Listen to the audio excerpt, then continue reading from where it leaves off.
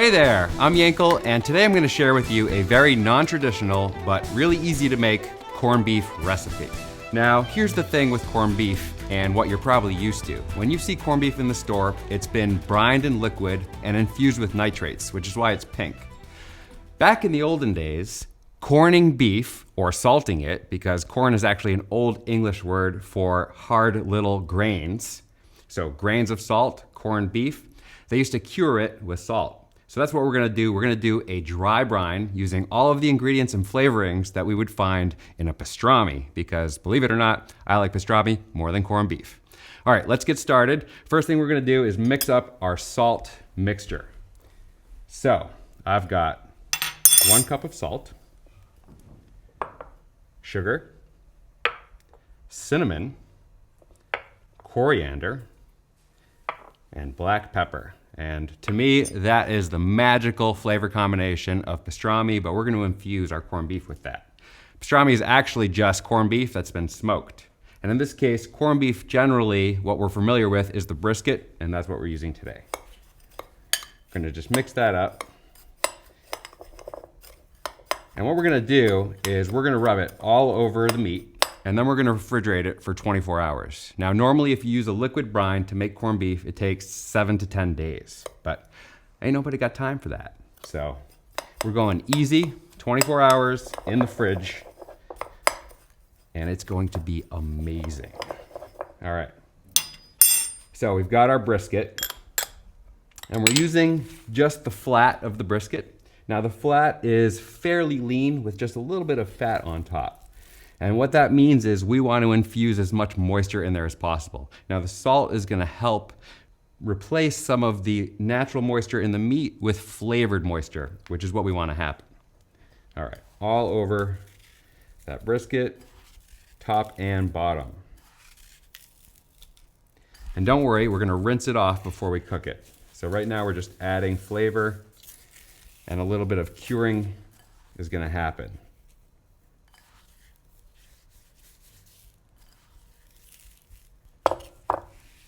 Get the edges as well.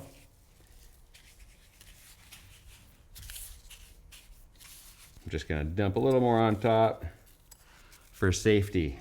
All right, this is gonna go into the fridge, covered or uncovered, doesn't really matter. I'm gonna keep it covered because I've got other things going on in the refrigerator, and we're gonna pull it out tomorrow and put it in a pot with some delicious vegetables. See you in a bit.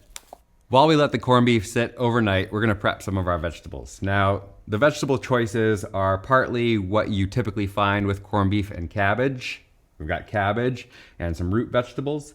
A lot of this dish is born from utility and from seasonality, but I prefer to think of it as what goes really well with salted meat. So potatoes absorb salt really well, cabbage cooks well for a long time, and we wanna cook everything together because that's the easiest way to do it. So we're gonna have our cabbage right down the middle.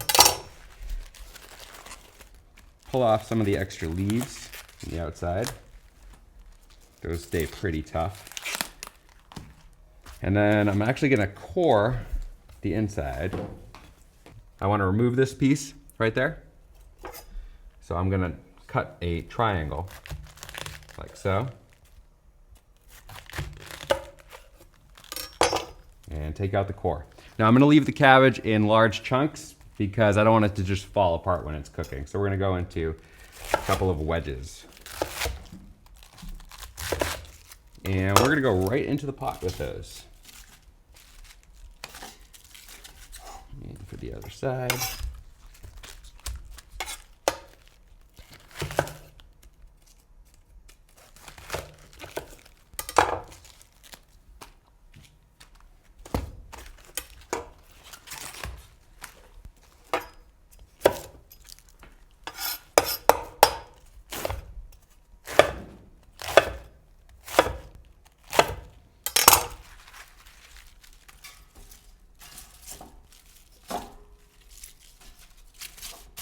Beautiful. And then we'll go with 4 carrots. You can choose to peel or not to peel. Sometimes I peel, sometimes I just rinse. So I'm gonna go with peeling 2, and I'm actually gonna leave the carrots whole because they stay together a little bit better when we boil them for a long time. Let's see, one more. And I like leaving the peel on. I don't think it adds any negativity to the dish. It still tastes really good, and it adds a little bit of a rustic look to it. So we're going right in there.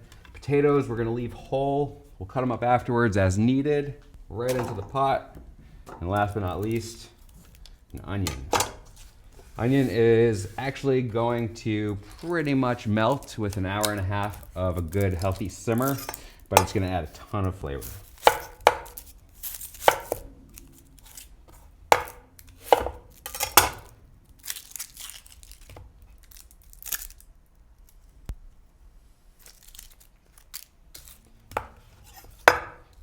Couple of big chunks. Into the pot we go. All right. Yep, I think it's time to rinse off our corned beef. Let's get started. So we are roughly 24 hours later, and we've got our corned beef here, and you can see there's a fair amount of moisture that's come out of it, and the salt is wet, which is great. That means it's reabsorbed a lot of that flavor. Now we're gonna rinse it off before we start boiling it, because that is a lot of salt. We want the salt that's been infused, but not the excess. So we're just gonna go into the sink under cold running water and just give that a good rinse.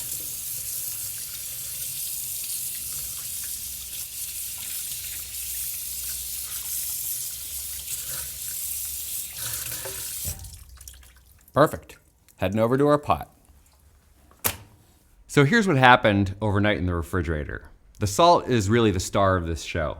The salt reacts to the meat, and what it does is it draws moisture out of the meat, and then all of those flavors that we incorporated into the salt mix, and then the meat reabsorbs that moisture. So we are actually replacing moisture in the meat with flavored moisture, which is why it's gonna taste so delicious. Now we add sugar to the salt solution just so it has some balance. We don't want it to be pure salt. You want some balance of flavor in your mouth. But every time you salt meat, when you put it in the fridge, especially overnight, you allow all of that flavor, all of that umami from the salt to get absorbed into the protein itself. When we go into the pot, I wanna make sure that the corned beef, which is not yet corned beef, but will be soon, is covered by at least 2 inches of water, because it's gonna burn off, it's gonna evaporate, and we wanna make sure it stays covered. So we've got water in there. We're gonna bring it to a boil and then lower it to a simmer, and it's gonna cook for about an hour and a half. So we're going right onto the stovetop. Start it on high temperature, bring it to a boil, lower it to a simmer. You can cover it if you want to. It'll stop some of the evaporation. Okay. While the pot heats up, our secret weapon. One more dash of all of our spices mixed together. So we've got some cinnamon, some coriander, and some pepper, freshly ground if possible. And we're gonna go right into the pot with that. Total of about 2 tablespoons worth of spices. And that's going to reincorporate all those flavors into the entire dish. It's gonna be phenomenal. All right, I'm gonna let that cook. See you in a little bit. All right, after 90 minutes of cooking and then 30 minutes just resting in the pot with the heat off, let's see what we've got going on. All right. This is my favorite moment. Man, that's good. Seriously, taking all of the challenge out of corned beef. All right, I'm gonna pull a brisket out first. Oh yeah, that's super tender. All those spices create this aromatic broth. That's delicious. All right, we're gonna put some of our ingredients, let's move this over here, right onto the platter. Then we'll slice up our corned beef and we'll put it on top, and then we'll drizzle it with that incredible, beautiful broth. And that is so good. Easy meal for a crowd. Everyone's gonna be happy. All right.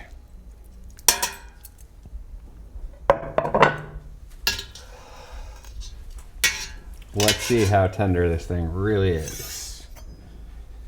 Now, remember, when you're slicing a brisket, we want to go against the grain for super tender bites. So I'm gonna find the grain here, and you can see it's running that way, and we're gonna slice against it. So I'm gonna start over here and just,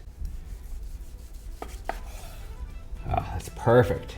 Almost fall apart tender, just holding together enough that you have a nice bite. And we're just gonna slice that. When I'm doing a corned beef like this, I like to go kind of thick slices so you have something to chew on, not thin deli style slices, but like main course slices. Also looks nicer on the platter.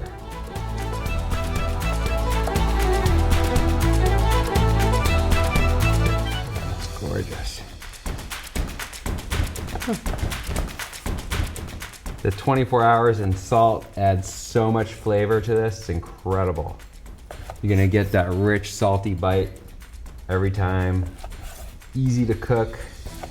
Cooks pretty quickly. I mean, total of 2 hours in the pot. It's really not much time at all for a good brisket. All right, we're gonna go right onto our tray. Right over the top there, just like that. Beautiful. Now remember, this is a rustic dish. Goes back hundreds of years. Shouldn't be too fancy. It should taste fancy. It should look humble. And how about a little bit more sauce over the top? Oh yeah.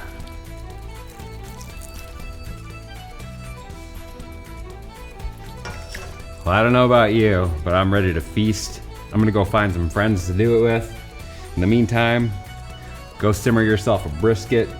Call it corned beef, call it pastrami, call it whatever you want. Just make it delicious. I'm Yankel. See you next time.